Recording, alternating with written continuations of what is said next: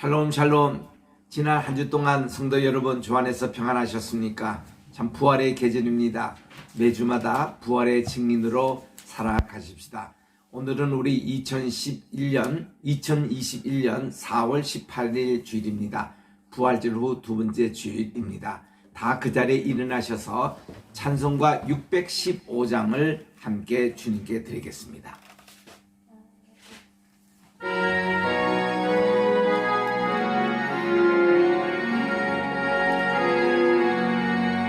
그 큰 일을 행하신 주께 영광, 이 세상을 사랑해 주오셨네. 우리 죄를 위하여 주시사 저 영원한 생명은 여시온네. 우리 주 높이세 귀한 말씀 듣고, 우리 주 높이세 모두 기뻐하며 주 예수님이 믿어 하나님께 그 행하신 그 능력 찬양하세. 그 큰 일을 행하신 하나님께 주 예수님이 나여 기뻐하네.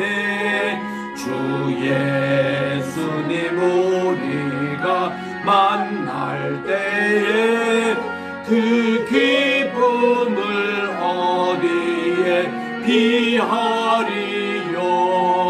우리 주 높이세 귀한 말씀 듣고, 우리 주 높이세 모두 기뻐하며 주 예수님이 믿어 하나님께 그 행하신 그 능력 찬양하세.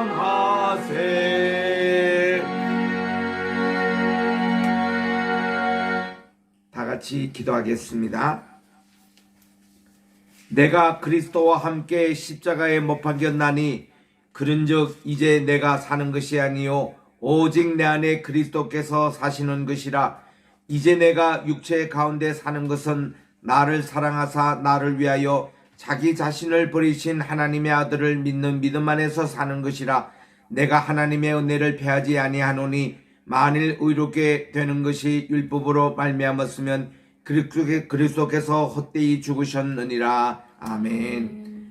만복의 근원이 되시며 만왕의 왕이 되시고 만주의 주가 되시는 존귀하신 하나님 아버지께 영광과 찬송과 존귀를 세세 영원 무궁토록 돌려드립니다. 거룩한 복된 시간을 맞이해서 부활절 둘째 주일 하나님께 성수하여 원원각체에서 모여 주님 앞에 오늘 또 겟세마네 교회에 예배를 드리오니 이 예배를 받아주시옵시고 한없는 은혜와 축복 내려주시옵기만을 예수님의 이름으로 기원드리옵나이다. 아멘. 주보에 있는 공동 참회 기도 다 우리 찾으셔서 함께 주님 앞에 기도드리겠습니다. 시작. 전능하신 하나님, 부활의 계절을 주시며 날마다 새로운 삶과 소망 주셔서 감사드립니다. 저희들은 아직 여전히 의심과 두려움에 사로잡혀 있고 죽음으로 향하는 길에서 변하지 못했음을 고백합니다. 저희는 가난한 이와 배고픈 자를 살피지 않았고 애통해하는 자를 지나쳤습니다. 저희는 억압받는 이들의 울부짖음을 무시했고 평화를 위한 부르짖음에 불관심했습니다. 악한 자들을 경멸하고 주님께서 창조하신 지구를 소용히 사용하지 않았습니다. 자비의 주님, 저희를 용서해 주시옵소서. 저희가 주님의 권능을 믿고 삶을 바꾸고 자신을 새롭게 하게 하소서. 그리하여 저희가 부활하신 예수 그리스도를 넘치도록 주어진 삶의 즐거움을 깨닫게 하소서. 이 거룩한 시간에 말씀으로 은혜 받고 예수님의 보혈로 죄 사함을 받고 온전한 믿음을 회복하사 새롭게 지원받은 새 사람 되게 하옵소서. 다시 오실 예수님의 이름으로 기도드립니다. 아멘. 교동문 제78번입니다. 오늘은 요한복음 14장에 있는 말씀 교독하도록 하겠습니다. 너희는 마음에 근심하지 말라. 하나님을 믿으니 또 나를 믿으라. 내 아버지 집에 거할 곳이 많도다. 그렇지 않으면 너희에게 일렀으리라. 내가 너희를 위하여 거처를 예비하러 가노니 가서 너희를 위하여 거처를 예비하면 내가 다시 와서 너희를 내게로 영접하여 나 있는 곳에 너희도 있게 하리라. 내가 어디로 가는지 그 길을 너희가 아느니라. 도마가 이르되 주여 주께서 어디로 가시는지 우리가 알지 못하거늘 그 길을 어찌 알겠사옵나이까. 예수께서 이르시되 내가 길이요 진리요 생명이니 나로 말미암지 않고는 아버지께로 올 자가 없느니라. 아멘. 5장 찬송으로 하나님께 성령 드리겠습니다.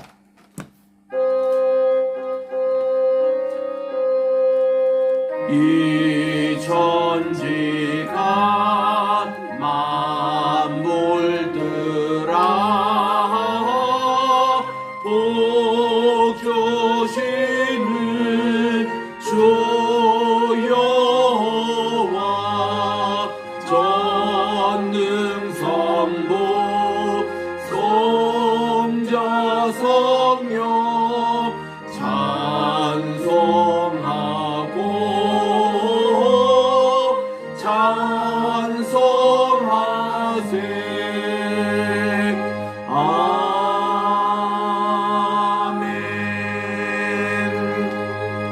그 자리에 착석하시기 바랍니다. 이제 하나님의 말씀을 봉독하겠습니다. 갈라디아서 제6장입니다. 갈라디아서에서 제 마지막 장인 6장을 오늘 봉독하도록 하겠습니다. 제가 3절부터 6절까지 봉독할 테니까 여러분들은 7절부터 우리 10절에 있는 말씀까지 봉독해 주시기를 바랍니다. 갈라디아서 6장 제가 3절부터 읽습니다. 여러분들은 7절부터 우리 10절까지 봉독해 주시기 바랍니다. 만일 누가 아무것도 되지 못하고 된 줄로 생각하면 스스로 속임이라. 각각 자기의 일을 살피라. 그리하면 자랑할 것이 자기에게 있어도 남에게는 있지 아니하리니 각각 자기의 짐을 질 것이라. 가르침을 받는 자는 말씀을 가르치는 자와 모든 좋은 것을 함께 하라. 스스로 속이지 말라. 하나님은 업신여김을 받지 아니하시나니 사람이 무엇으로 심든지 그대로 거두리라. 자기의 육체를 위하여 심는 자는 육체로부터 썩어질 것을 거두고 성령을 위하여 심는 자는 성령으로부터 영생을 거두리라. 우리가 선을 행하되 낙심하지 말지니 포기하지 아니하면 때가 이름에 거두리라. 그러므로 우리는 기회 있는 대로 모든 이에게 착한 일을 하되 더욱 믿음의 가정들에게 할지니라. 아멘. 기도하겠습니다. 나의 입술의 모든 말과 내 마음의 묵상이 주님께 연락되기를 원합니다. 오늘도 준비된 이 말씀 위에 성령님의 기름을 부어 주셔서 하나님 우리가 심는 대로 거두리라는 귀한 진리의 말씀을 받을 때에 우리의 마음의 신비에 꼭 새겨져서 우리가 30배, 60배, 100배의 결실로 하나님께 영광 돌리는 복 있는 시간이 되게 도와주시옵기만을 예수님의 이름으로 기원드리옵나이다. 아멘. 할렐루야. 참 좋은 일기를 맞습니다. 우리 4월달 황금의 계절이라고 얘기합니다. T.S. 엘리엇은 이 4월을 이렇게 황무지의 계절이라 그래서 예수님의 성금요일을 생각하며 그렇게 얘기하기도 했습니다마는 시인 박모근은 이 4월을 황금의 계절이라고 그렇게 했습니다. 여기에 그가 참 썼던 4월의 노래라는 이곳이 있습니다.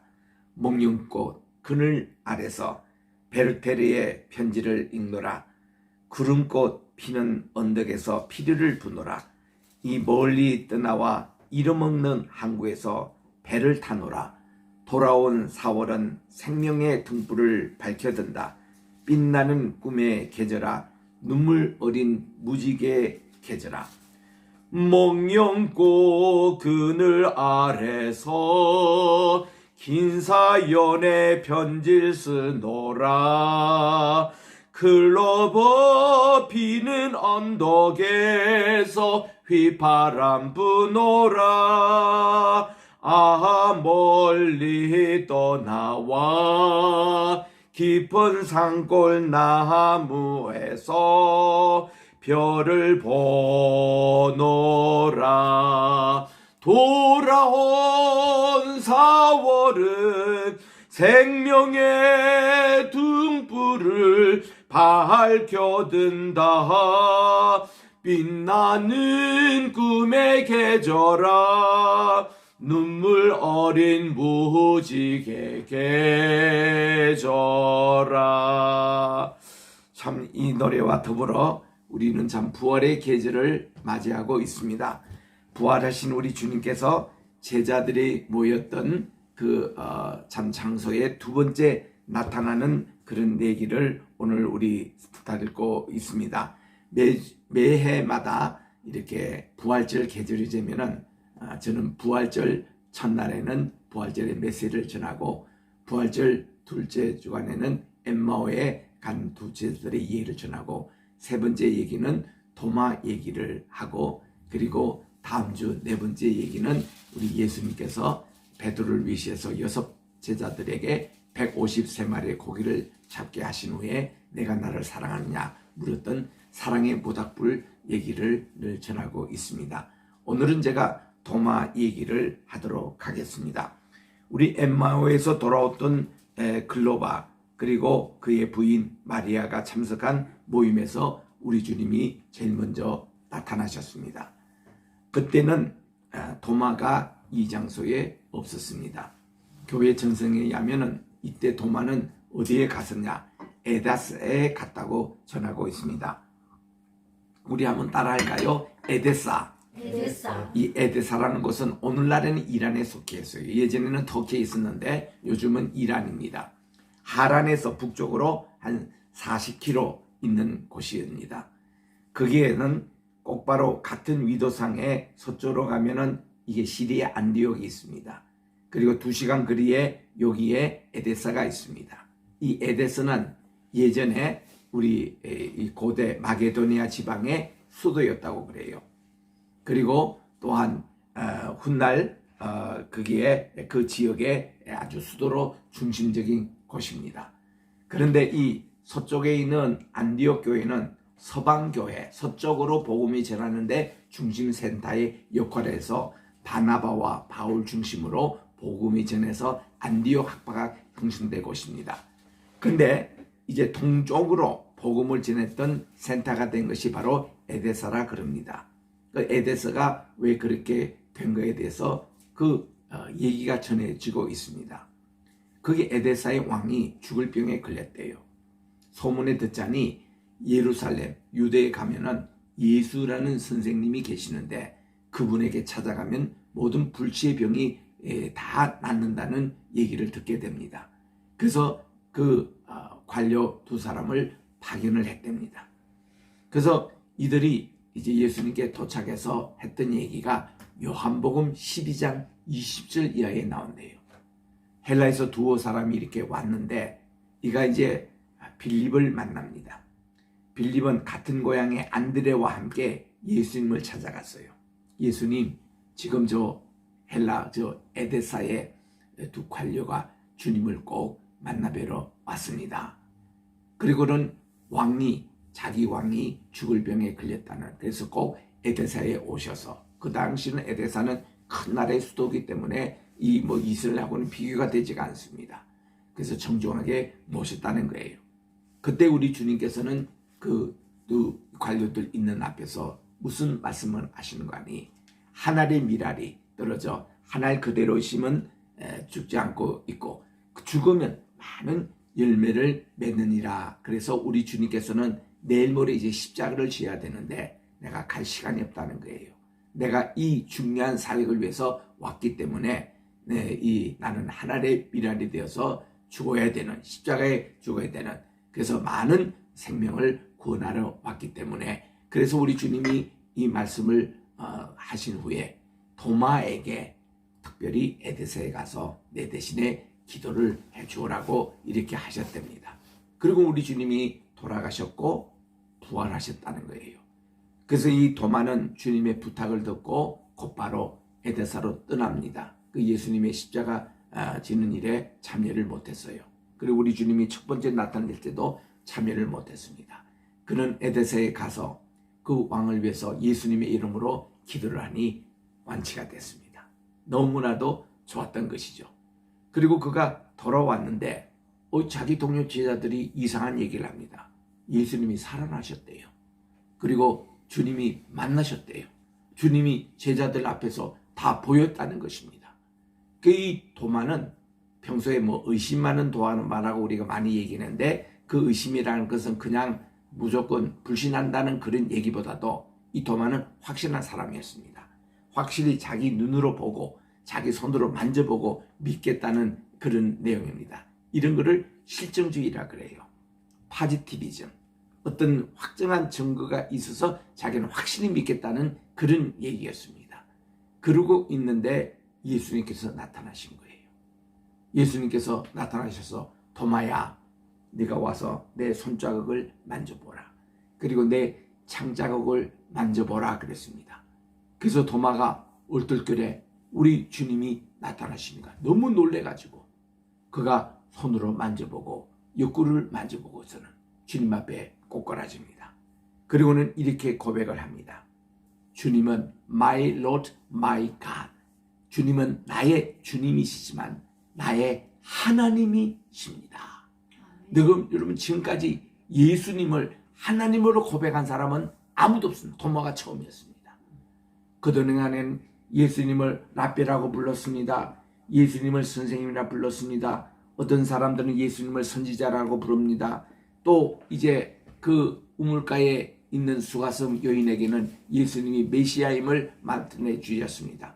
베드로가 우리 주님은 주는 그리스도시요 살아계시는 하나님의 아들이다. 메시아, 하나님의 아들, 랍비, 선생님 이런 증거는 다 있어도 예수님을 하나님으로 부른 것은 지금까지 없었습니다.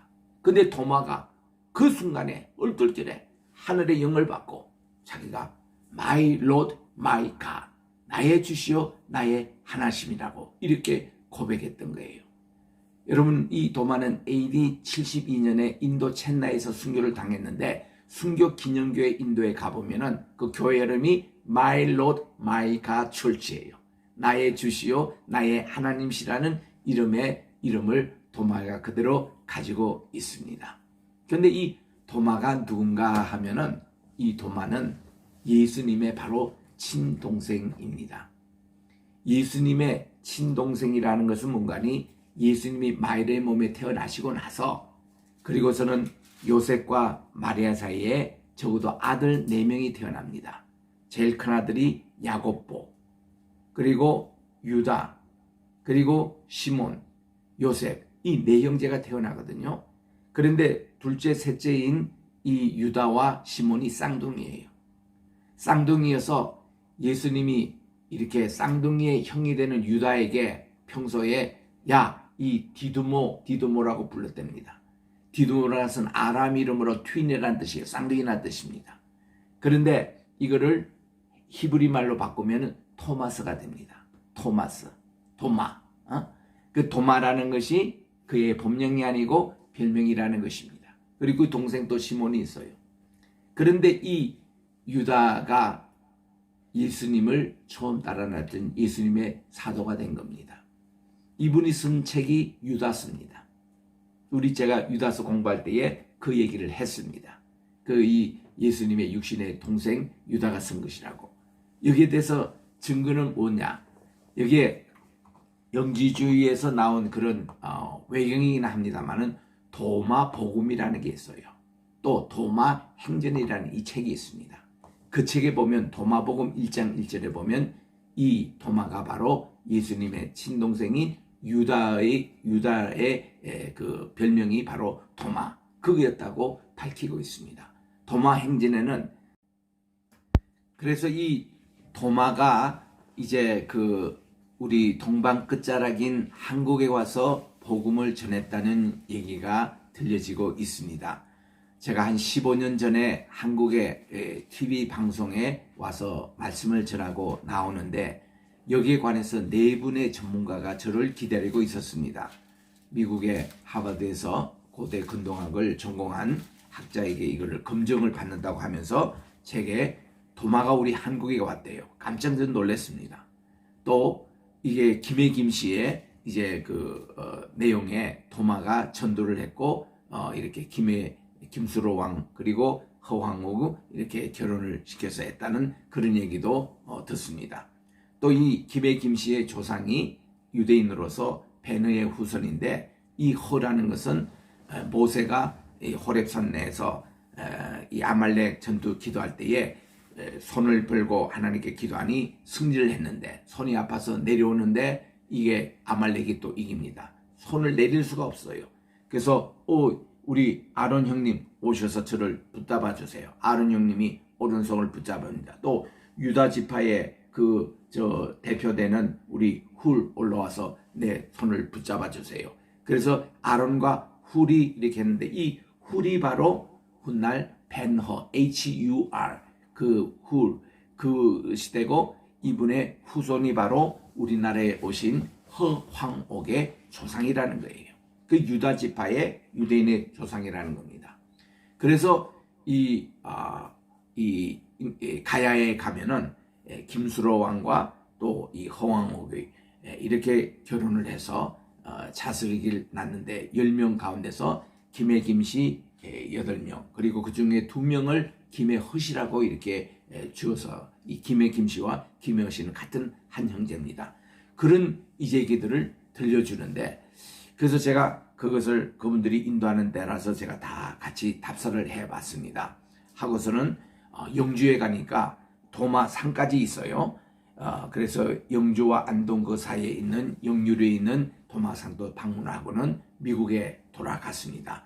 그래서 이 내용을 가지고 우리 그 당시에 마삼락 박사님 그분은 아시죠? 우리나라의 최초의 신학교를 세웠던 마펫 선교사님의 바로 셋째 아들입니다. 마포 삼열 목사님의 세 번째 아들 마삼락 박사님.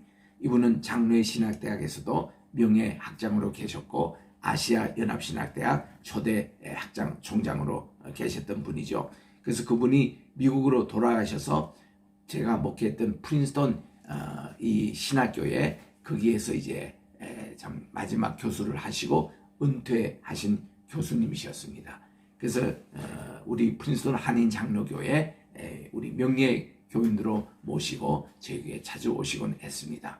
그래서 그 당시에 이 마산나 박사님이 아시아 교회사를 쓰고 계셨는데 대작입니다. 3부작을 쓰고 계시는데 그때 2부작을 쓰고 계실 때입니다.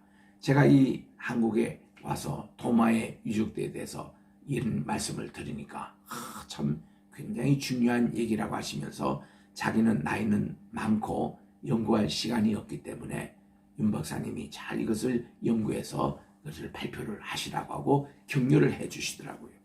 또 우리 이 기장에 있는 한신대 교회사 교수님이던 이장식 박사님 그 책에도 이게 도마가 우리 한국에 온 것이 나옵니다. 또 여의도 순복음교회 우리 조윤기 목사님 그리고 그 교인이 이 유우익 그 당시 집사님이었는데 지금은 장로님이신데 그분이 이 도마상을 발견한 거예요. 한 번은 기도하는데 하나님께서 저기 청량에 가서 기차를 타라. 그리고서는 영주역에 내려라. 영주역에 내려서 택시를 타고 몇 킬로 가서는 오른쪽 가고 왼쪽 가고 해서 가보니까 어느 농두렁에 있는 어떤 이렇게 담쟁이가 가득한 이런 바위 앞에 서라는 거예요. 하나님께서 이 성령님으로 말씀해 주신 겁니다. 이걸 다 청소하라는 거예요. 그래서 유우익 당시 집사님이 그 고3 자기 아들을 공부하고 있는 고3 애를 데려와 가지고 이거를 일주일 동안 청소를 다 시키니까 웬 동상이 이렇게 나오는 거예요. 주님 이게 뭡니까 했더니 이게 바로 우리나라에 복음을 전했던 사도 토마의 동상이니라. 그래가 깜짝 놀랐어요. 그래서 그가 사진을 다 찍었습니다. 옆에 보니까 4개 박스 글자가 나오는데 히브리 단어로 토마스라는 마지막 타오 글자하고 맨 글자가 있습니다. 그리고 요 한쪽에는 무릎을 꿇고 기도하는 모습의 그림이 있습니다. 그 옆에 복음을 전하는 도마의 모습이 이렇게 되어 있습니다. 그리고 도마의 목은 어디 사라진지 없고 이렇게 손으로 십자가를 하고 있는 모습인데 여기에 무궁화 꽃이 새겨져 있습니다. 그리고 그의 발에는 10발가락이 나와 있는 샌들을 신고 있어요. 그러니까 그 당시에 우리나라에서 이렇게 10가지 발가락이 이렇게 손에 보이는 이런 불상이 없었대요. 그래서 불교인들도 여기서 제사를 지내다가 이 발가락 때문에 제사를 못 드렸다는 겁니다. 그 도마의 그런 모습입니다. 그리고서는 이 목 있는 이 부분이 거기서 한 5km 정도 떨어져 있는 제비연이라는 그 사찰이 있습니다. 불교. 거기다가 그건 따로 보관하고 있어요. 거기는 모양의 페랭이 이렇게 모자를 쓴 모습인데 한국 사람이 아니에요. 유대인입니다. 그래서 이런 검정이 다 돼서 이것도 그 유익 장로님이 성령의 인도함을 받고 그거를 본 겁니다. 그래서 이것을 이제 해서 나오는 얘기인데 이번에 제가 대구에 있는 경북고등학교를 나왔는데 거기에 있는 문인들이 이제 그 졸업생들입니다. 경맥문학이라는 이 책을 썼는데 여기서 이제 11호가 이번에 나왔습니다. 여기 이제 제가 이런 사도 도마와 또 이런 얘기들을 연구한다는 아마 소식을 여기 편집장 되시는 우리 김성태 회장님이 듣고는 제게 부탁을 하셔서 제가 여기에 기고를 했습니다. 그래서 이제 356페이지에 이렇게 나오는데 여기에 보면은 바로 여기 그림에 여기 나와 있어요. 여기 도마 상에 여기 나와 있고 이 도마 이렇게 그리고 이 지전행이라고 땅끝까지 이르러 복음을 전하라는 한문이 여기에 새겨져 있는 이런 글이 있습니다. 그래서 이런 글이 또 여기에도 실려서 얼마나 감사한지 예수를 믿지 않는 분에게도 이것을 알리는데 여기 핵심은 우리나라의 기독교가 불교보다도 500년 일찍 들어왔다는 얘기입니다.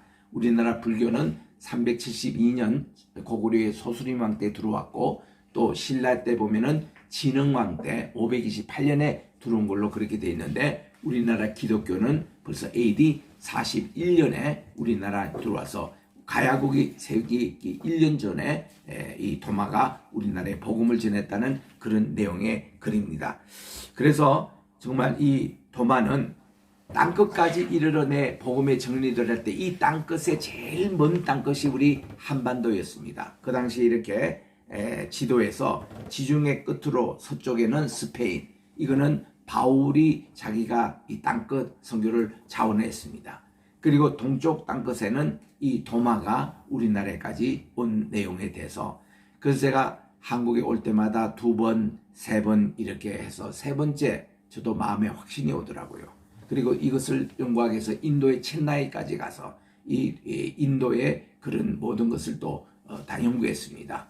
그 정학봉 목사님이라는 분이 계시는데 가야이 얘기라는 책을 쓰신 분인데 이분은 인도에 13번 가셨대요. 근데 이 가야에까지 인도에 갔을 때 아요국타라는 것이 히말라야 바로 건너가기 전까지인데 과연 인도 거기 끝자락인 히말라야 산맥 그 이제 시작하는 거기가 땅끝이냐? 도마는 아니었다는 것이죠. 그래서 거기서 배를 타고 그가 무역풍을 따라서 쭉 가보니까 베트남을 거쳐서 인도 지나 반도 건너 딱 도착한 곳이 김해였다는 것입니다. 그래서 이 김해라는 것은 우리 북쪽으로 실크로드, 이 육로 실크로드의 끝자락이 이 김해고 이 해양 실크로드 끝자락이 김해 만나는 곳이 여기였다는 것이죠. 그래서 김해라는 게 금해. 이것은 뭔가 하니 우리 창세기에 나오는 대로 2장의 에덴 동산에 보면 첫 번째 강 이름이 비손강이라 그랬는데 하윌라 온 땅을 둘렀더라. 그때 할려라는 이 금이라는 그 내용이 한반도 여기 있다는 것이죠. 그래서 여러분 아시죠? 지금 지상에서 제일 많은 금을 보유하고 있는 것이 우리 한국 땅입니다.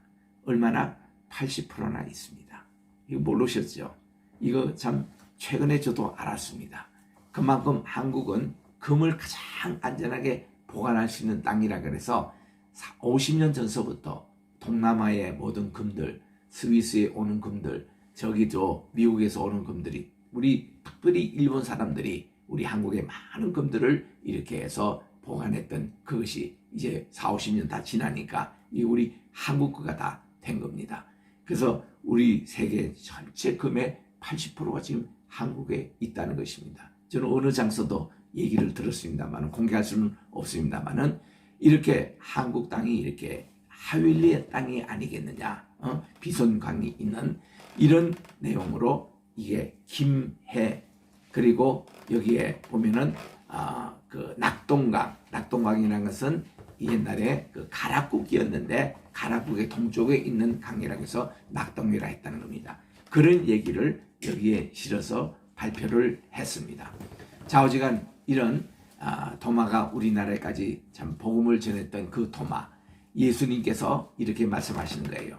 야 도마야, 보지 않고 믿는 자도 복되도다, 그렇게 말씀을 하셔서 이 말씀에 도전을 받고 도마가 정말 이 에데사에 가서 그 왕을 고쳐주고 이 에데사 왕이 앞으로 이 복음을 저 동방에 전하는데 여기 센터로 삼으라고 허락을 해서 이 도마는 왕궁을 짓는 기술자였습니다. 목수, 아버지가 목수 출신 아닙니까? 그 목수가 그 당시에 이 헤롯 대왕의 별궁을 짓는 시폴이라는 그곳에 별궁을 짓는데 예수님도 거기 가서 별궁을 짓는데 사역했고 자기도 궁정을 짓는데 사역했습니다. 그래서 이분은 이 인도에 가서도 아유타국의 궁정을 짓는데 참여했고 또 에데사에서도 궁정을 짓는데 참여했고 또 우리나라에 오셔서 이 가야국의 이 수로왕의 궁정을 짓는데도 이 사도 도마가 참여를 했다는 것입니다.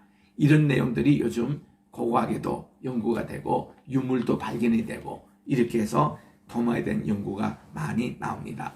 그래서 우리나라 이제 다음 주 월요일 날 4월 26일입니다. 김해에 가보면 양문교회에서 이 내용을 또 이렇게 세미나를 합니다. 우리 이영복 목사님 중심으로 성길문화원에서 이것을 합니다. 우리 대구에 있는 도마 박물관, 이 도마에 대해서 깊이 연구를 하신 조국훈 목사님이 많은 여기에 대해서 40년 지금 연구를 하고 계시는 분입니다. 정말 이런 내용인데 우리 이 도마에 대한 내용들을 오늘 이렇게 전합니다. 그래서 이 에데서는 오늘날 이란의 우르파라는 그곳에 지금도 있습니다. 자, 우리 여기에 대해서 찬송가 우리 135장을 함께 부르기를 원하는데 135장의 3절에 보면은 허물 많은 베드로를 용서하시고 의심 많은 도마에게 확신 주시고 사랑하는 그의 제자 가슴에 안고 부드러운 사랑으로 품어주셨네, 귀한 찬송입니다. 우리 이것을 1절은 우리 고현실 집사님이 불러주시고 3절은 우리 다 같이 부르도록 하겠습니다. 135장입니다.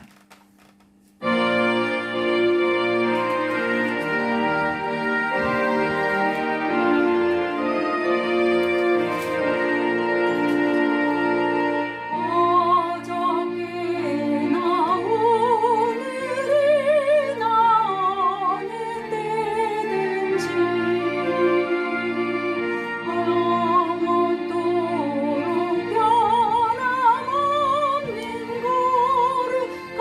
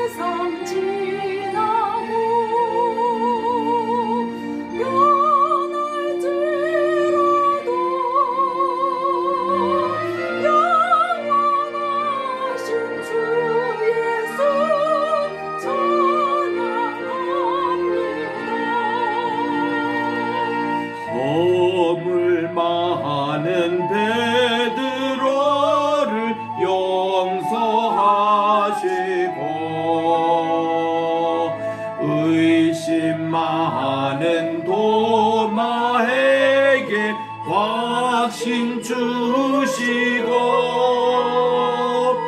사랑하는 그의 제자 가슴에 안고 부드러운 사랑으로 품어주셨네. 어저께나 오늘이나 영원 무궁히 한결같은 주 예수께 찬양합니다. 세상 지나고 변할지라도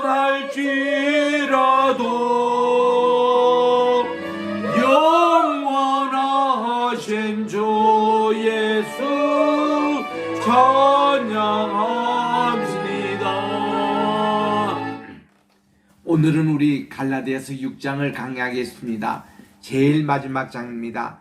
갈라디아서는 바울의 교리 수신 가운데 하나며 갈라디아서는 로마서 다음으로 참 중요한 교리 서신입니다. 이 로마서를 축소하면 갈라디아서고 갈라디아서를 확장하면 로마서라고 제가 첫 시간에 말씀드렸습니다. 이게 그것은 믿음으로 우리가 의롭게 된다는 의신칭의의 교리를 가지고 우리가 그리스도인으로서 우리들은 자유함을 가지고 살아야 된다. 율법주의로부터 우리는 자유함을 받고 죄로부터 자유함을 받고 어떤 성향으로부터 자유함을 받고 이제 살아야 된다라는 내용을 말씀하고 가는 건데 오늘 6장에서는 특별히 선행을 강조하고 있습니다. 1절입니다. 형제들아 만일 어떤 사람이 잘못에 빠지거든 영적인 너희는 온유한 영으로 그러한 자를 회복시키고 내 자신을 살펴보아 너도 시험에 들지 않도록 하라고 말씀해 주시면서 2절에 보니까 너희는 서로 남의 짐을 지라고 말씀해 주셨습니다.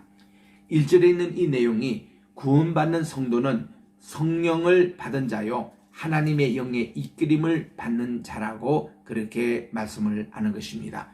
제가 지난주에도 말씀을 드린 대로 여기서 갈라디아서 우리 성경에서는 성령으로 성령의 열매 성령으로 번역된 거 있지 않습니까?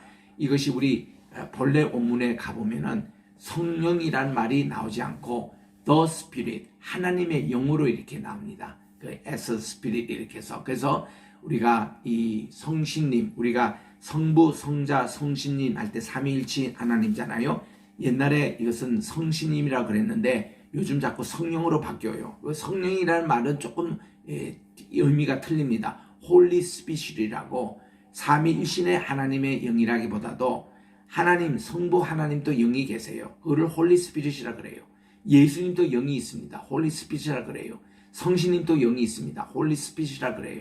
그래서 우리는 조금 구별해서 번역할 필요가 있습니다. 우리 삼위일신 하나님의 할 때는 성신님이라고 홀리 고스트 이게 이제 요한일서 5장 7절에 나와줘야 되는데 오늘날 현대 번역에는 이게 불투명하게 되어 있습니다. 본래 우리 사도들 전통의 성경에는 이렇게 되어 있습니다. 요한일서 5장 7절에 그 하늘에 증거하신 이가 세 분이 계시니 아버지와 Father, 말씀님과 The Word, 그리고 성신님이라 The Holy Ghost라고 되어 있습니다. 이 셋은 하나님이라 말씀하고 있는 거예요. 그리고 이 땅에 있는 증거하는 이가 셋이 있으니 영과 물과 피라 이 셋은 하나다 이렇게 되어 있는 것입니다. 이것이 바른 사도절의 전통의 성경입니다. 이거를 킹제임스 바이블에서는 아주 그대로 잘 번역하고 있습니다. 그래서 우리 성경에 꼭 빠진 부분들은 꼭 보충해서 이렇게 홀리 아버지와 또 말씀님과 또 성신님 요거 할 때는 우리 삼위일신 하나님으로 말씀해 주시는 거예요. 오직 성령이 너에게 임하시면 이런 번역보다도 오직 성신님이 여러분에게 임하시면 여러분들이 예루살렘과 온 유대와 땅끝까지 이르러 내 증인이 되달라. 또 마태복음 28장 19절에도 아버지와 아들과 성신으로 내가 내 세례를 주고 이럴 때도 성신님이라고 나옵니다. 그때는 우리가 삼위이신 하나님일 때는 성신을 부르지만 그 외에 더 스피릿이라든지 하나님의 영이시니 예배하는 자가 신령과 진정으로 예배드릴 때도 더 스피릿이에요. 대면자 스피릿입니다. 이거는 하나님의 영을 말하는 것입니다. 그래서 우리 이것을 좀 구별해서 앞으로 번역할 필요가 있다 말씀을 드리고, 이 갈라디아서에 나오는 4장, 5장, 6장 대부분은 다 그냥 더 스피릿입니다. 하나님의 영을 말하는 거예요. 하나님의 영 안에 거하라, 하나님의 영 안에서 빛의 자녀가 되라, 또 성령의 열매가 아니고 하나님의 영의 열매, 이렇게 나옵니다. 그래서 오늘도 6장에서 제가 성령으로 번역된 것보다 하나님의 영을 하고 이렇게 바꿔서 이렇게 말씀을 드리도록 하겠습니다. 그래서 성도는 이 범죄자를 무관심하게 내버려 두지 말고 충고하고 또 필요하다면 책망도 해야 하는 것입니다. 사도 바울은 규모 없는 자들을 무질서한 자라고 가는데 이들을 권계하라고 가르치고 있습니다. 오직 오늘이라 일컫는 동안 매일 피차 권면하여 너희 중에 누구든지 죄의 유혹으로 강팍됨을 면하게 하라고 히브리서 3장 13절에 말씀을 하고 있는 것입니다. 그래서 우리는 이 구원은 죄로부터의 구원이기 때문에 구원받은 성도들에게 당연히 요구되는 것은 죄를 짓지 않고 거룩한 삶을 살아가는 것입니다. 성도에게 성화가 중요한 까닭은 그것으로 하나님께 영광을 돌리며 히브리서 5장 16절에 나옵니다. 또 하나님을 증거하며 또 베드로전서 2장 9절, 또 다른 사람들을 하나님께로 인도하기 때문이라고 베드로전서 3장 1절에 나옵니다. 여기서 보니까 하나님의 뜻은 우리의 거룩함인데 성도의 첫째 목적은 죄를 짓지 않고, 2절에 너희 짐을 서로 지어서 그리스도의 법을 성취하라고 말씀을 하는 것입니다. 여러분, bear one another's burdens. 우리는 서로의 짐을 지으라. 이래야 그리스도의 법을 성취한다고 말씀해 주셨습니다. 서로의 짐을 지는 게 뭡니까? 죄짐을 함께 지는 겁니다. 용서해 주는 생활이에요. 화목하는 생활인 것입니다. 그래서 이렇게 함으로 그리스도의 법을 성취하라고 말씀을 합니다. 그리스도의 법은 서로 사랑하라는 예수님의 새 계명입니다. 그래서 요한복음 13장에 보면 주님께서는 마지막 유월절 저녁 식사하실 때에 제자들의 발을 씻어주고 나서는 서로 사랑하라고 말씀을 하고 계십니다. 성도가 서로 사랑하는데 장애물이 있다면 그것은 우리의 남에 대한 비판의 눈, 자기 결점을 보지 못하고 남을 비판하는 것, 이런 것으로부터 우리는 자유함을 받아야 하는 것입니다. 우리가 참으로 서로 사랑한다면 서로의 결점에 대해서 용서가 선행이 되어야 하는 것입니다. 서로가 짐을 서로 질 때에 사랑할 수밖에 없다는 것입니다. 남이 무거운 짐을 지고 있는데 그것을 그냥 보고만 있지 말고 함께 그 짐을 지고 나가라는 거예요. 3절에 보니까 우리는 짐을 서로 져야 될 이유가 남의 드러난 실수와 범죄를 이해하거나 동정하거나 용서하지 못할 정도로 대단하고 고상한 존재가 아니기 때문에 그렇습니다. 우리는 똑같이 부족한 사람입니다. 어느 날 우리 자신도 다른 이와 같이 그런 비슷한 죄를 질 수도 있고 그런 무거운 짐을 우리가 들고 갈 수가 있다는 것입니다. 그래서 우리는 이것을 반드시 다 벗어야 하는 것입니다. 제가 어릴 때에 우리 미국 목사님으로부터 들은 예화입니다. 이분이 6.25 때 참전했던 군목이셨는데 한 분은 6.25 때 피난 때에 그 오토바이를 타고 이렇게 시차를 이렇게 나가셨는데 어떤 한 아주머니가 무거운 짐을 이렇게 빼고 이렇게 가시라는 거예요. 그래서 참 길이 먼데 이렇게 무거운 짐을 지고 가시는 아주머니를 오토바이 태웠답니다. 그래서 이렇게 타셔서 편안한 길 가시라고 하고 한참 가다가 옆으로 보니까 이 아주머니가 아직도 짐을 이렇게 메고 오토바이 뒤에 타고 있더라는 거예요. 그래서 잠깐 스탑해서 그 짐을 이렇게 안고 그렇게 타시라고 했더니 이 아주머니 하는 말씀이 자기 혼자도 미안한데 짐까지 이렇게 가기가 너무 미안해서 이렇게 지고 있다는 그런 말씀을 예어로 이 미국 목사님이에요. 우리 설교를 하시면서 하신 말씀이 우리 예수 믿는 사람도 이런 분들이 많다는 거예요.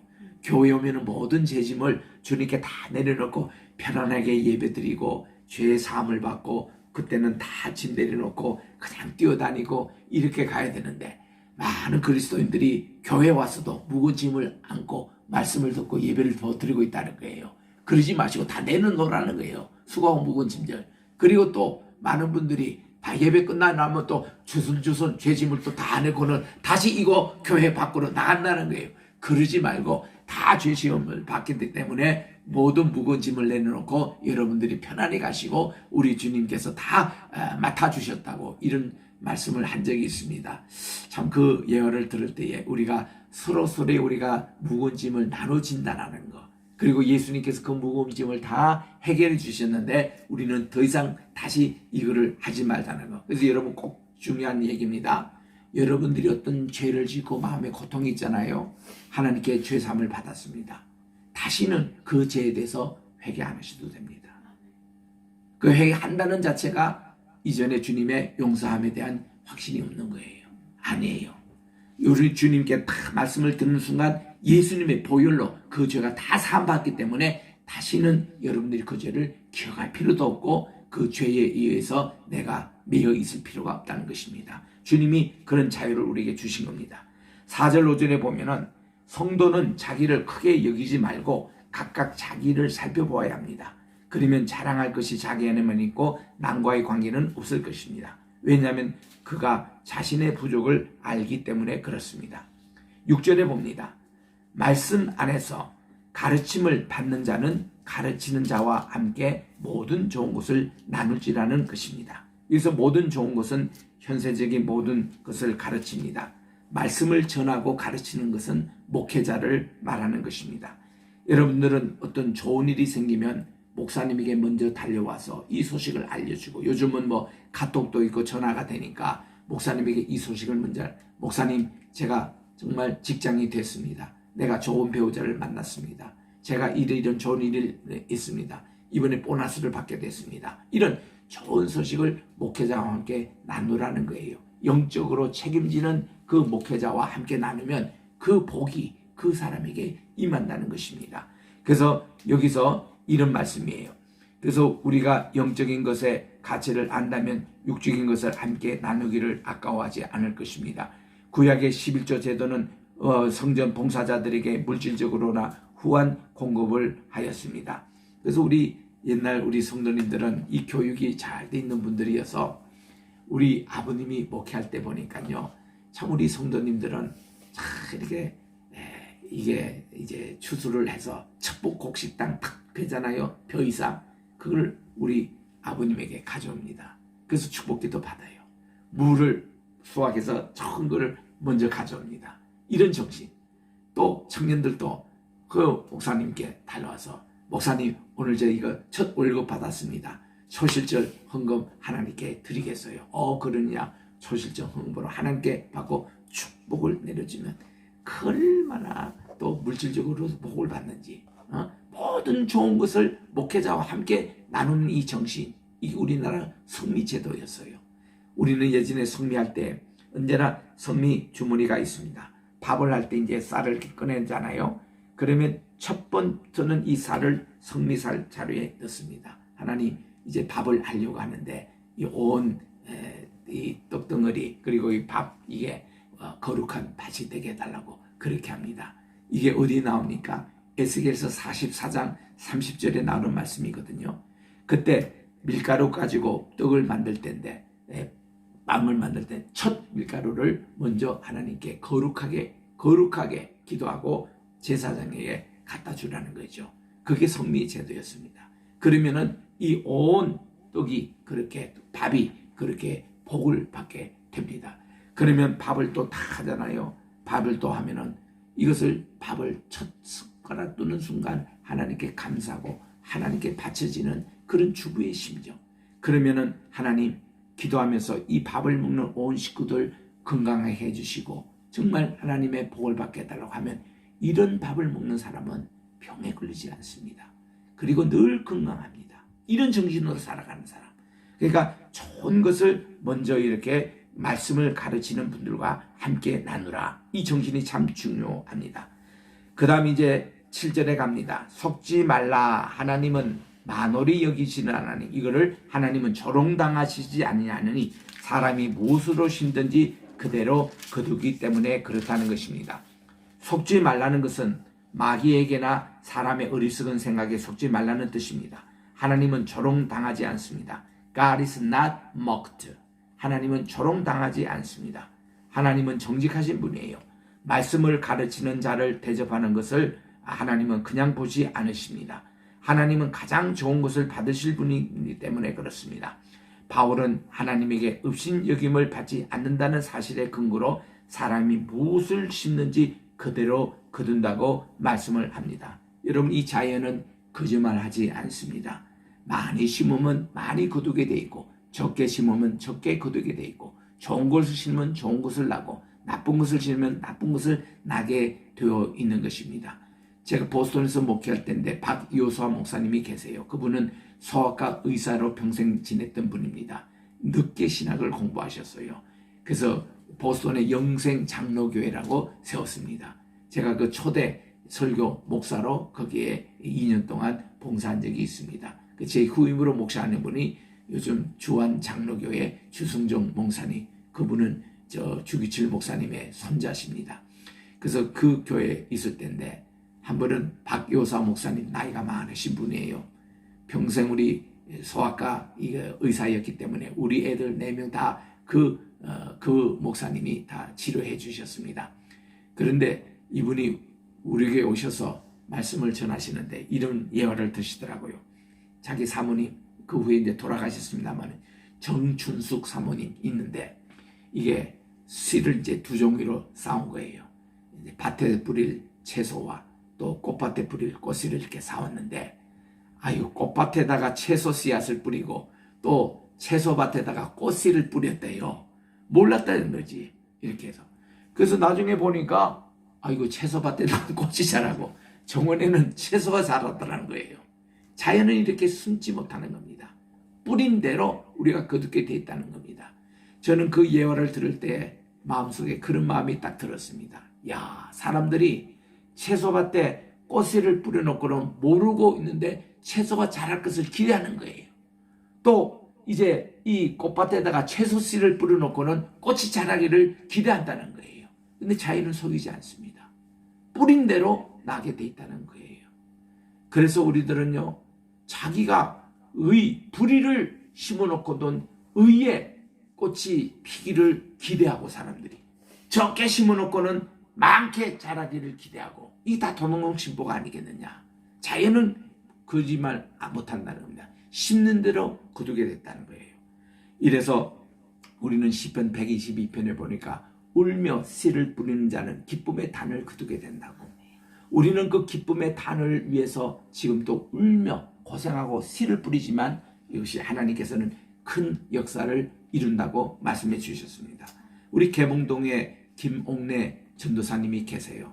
우리 성결교에서 평생 주님의 말씀을 전하고 참 신령한 분입니다. 한국뿐만 아니라 미국과 여러 유럽 나라에 집회하시면서 참 많은 집회를 하셨습니다.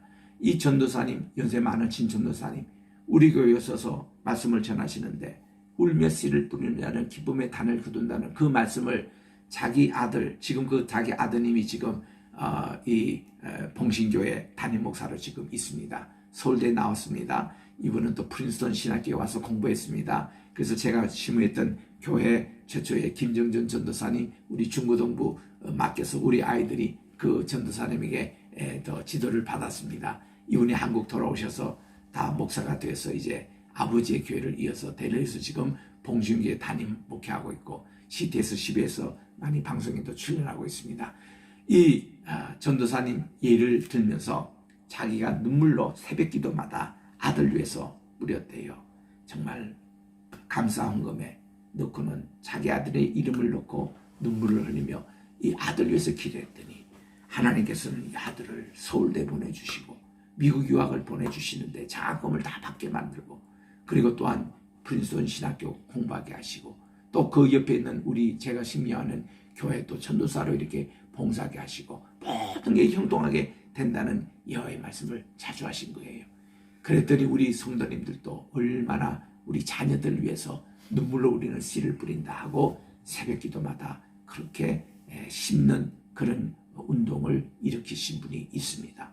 정말 우리도 이렇게 정말 하나님께 울며 씨를 뿌리는 그런 심정, 그러면 하나님께서 이렇게 기쁨의 단을 반드시 거두게 하신다는 이 말씀을 꼭 기억하시면서 8절에 보면 자기 육신에 심는 것은 안 됩니다.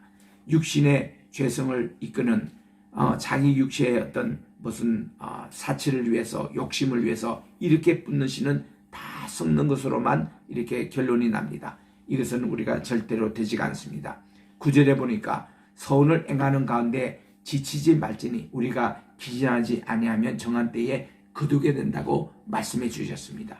여러분이 선을 위해서는 인내를 가지고 꾸준히 이렇게 우리가 뿌리면 믿음의 열매, 구원의 열매를 반드시 맺게 된다고 말씀해 주셨습니다. 그래서 우리 10절까지 보면은 7가지 교훈이 나옵니다. 갈라디아서 6장 1절부터 10절에는 첫째는 성도는 범죄자를 온유한 심정으로 바로 잡아야 합니다. 두 번째, 성도는 자신이 시험에 떨어지지 않도록 자신을 살피며 조심해야 합니다.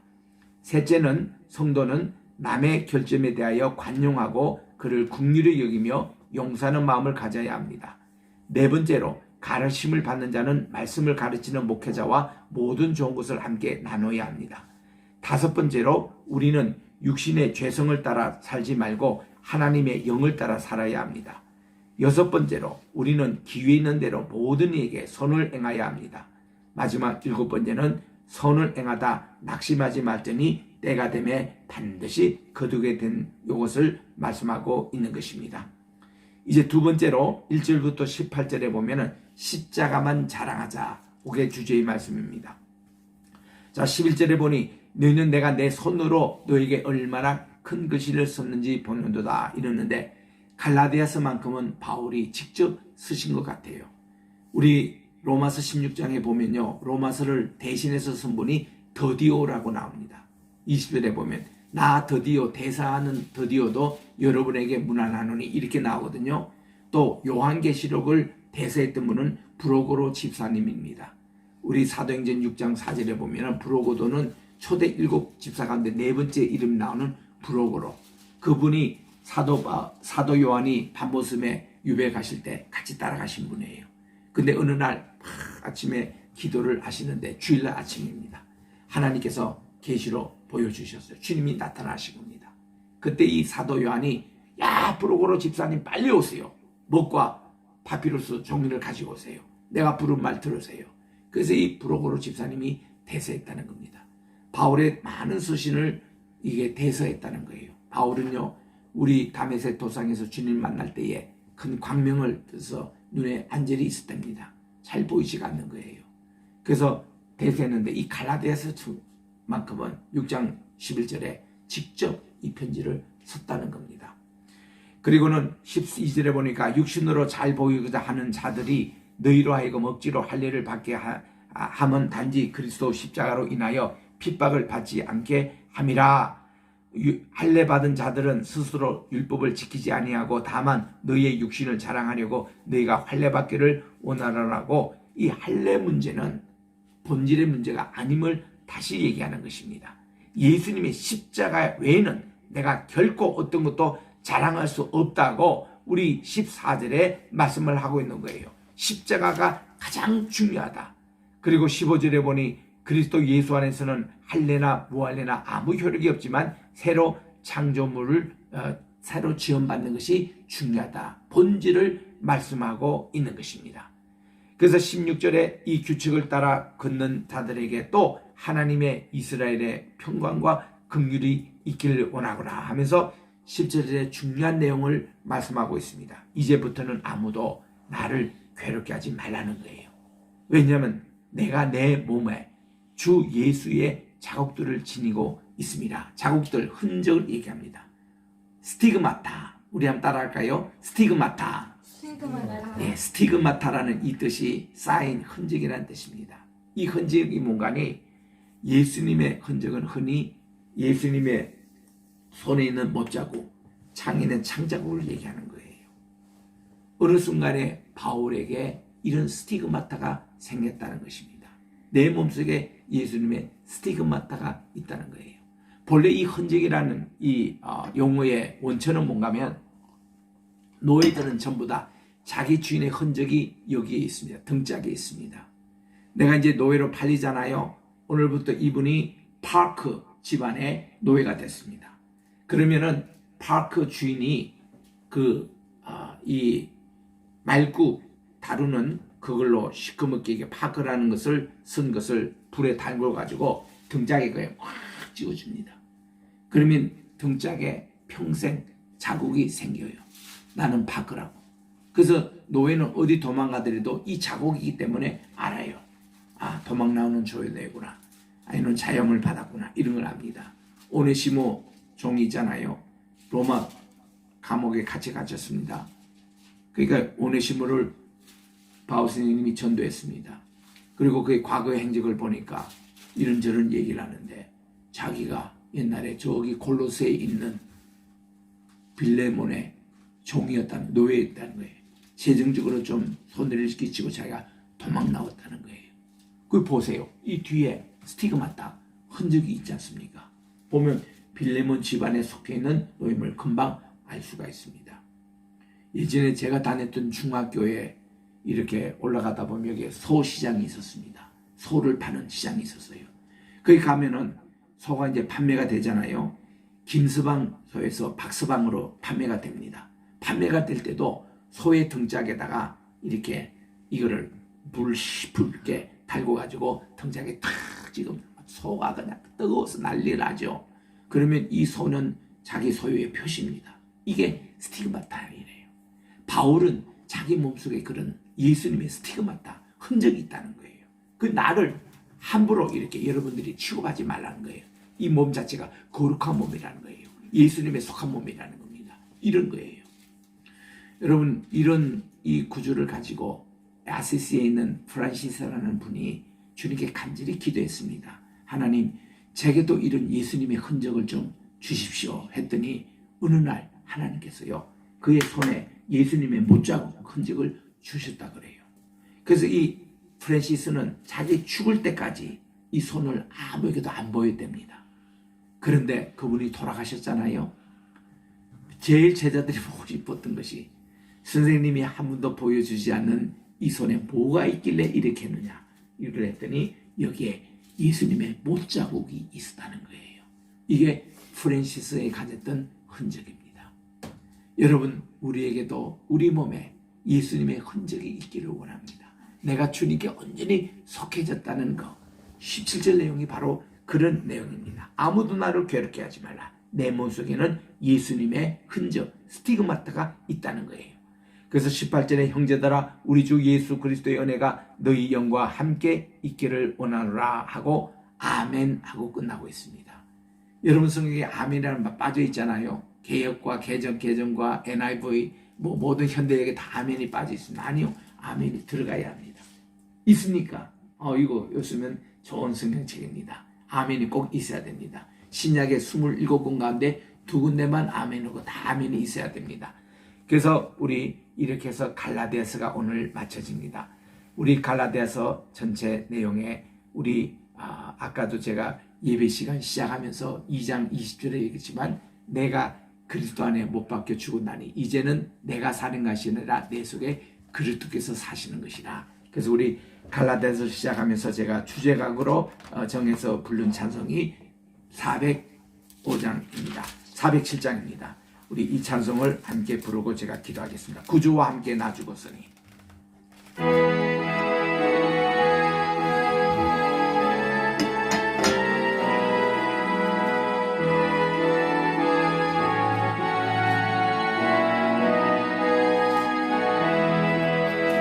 구주와 함께 나 죽었으니 구주와 함께 나 살았도다. 영광의 그날에 이르도록 언제나 주만 바라봅니다.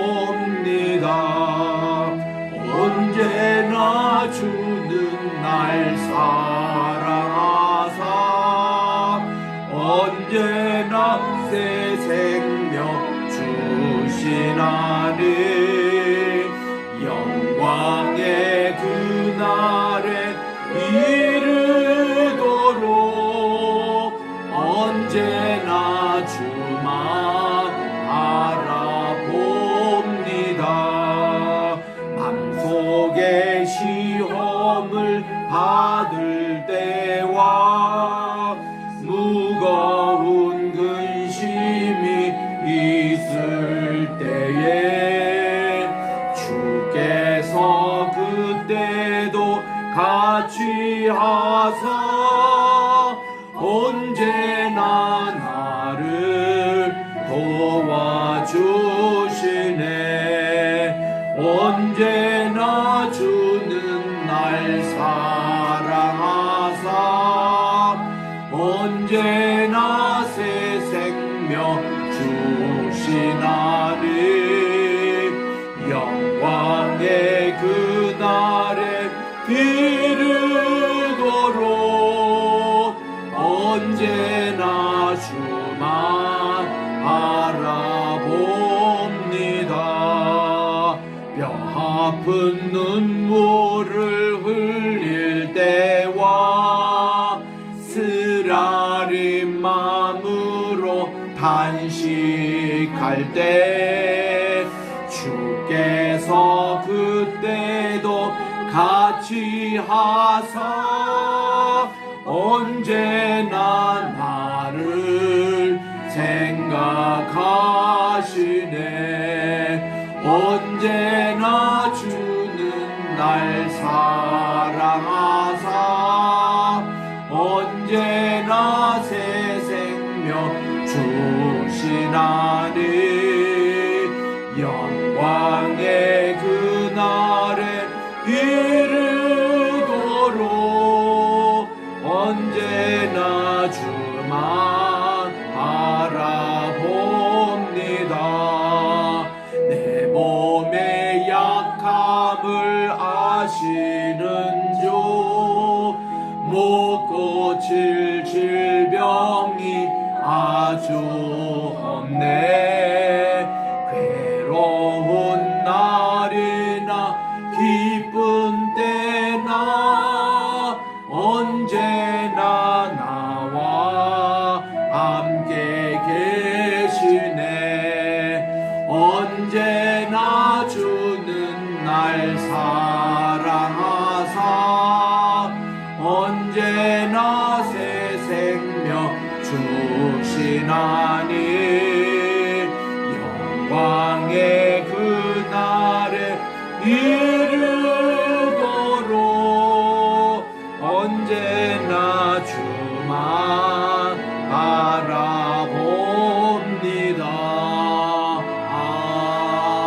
아멘. 이래서 우리 갈라디아서 마치고 다음 주부터 우리 고린도 후서를 강의하겠습니다. 기도하겠습니다. 사랑이 풍성하신 하나님 아버지, 오늘도 복음을 통해서 저희들이 예수 그리스도를 믿음으로 죄 사함과 의롭다 하심을 받게 하시니 감사드립니다. 예수님의 피밖에는 없습니다. 예수님의 피로 인하여 우리가 죄 사함을 받았으니 다시는 죄의 멍에를 매지 말고 주 안에서 자유자가 되어 천국을 향하여 의의 또한 열매를 맺게 하시고 기쁨과 희락의 또한 이제 평화의 열매를 맺게 도와 주시옵소서.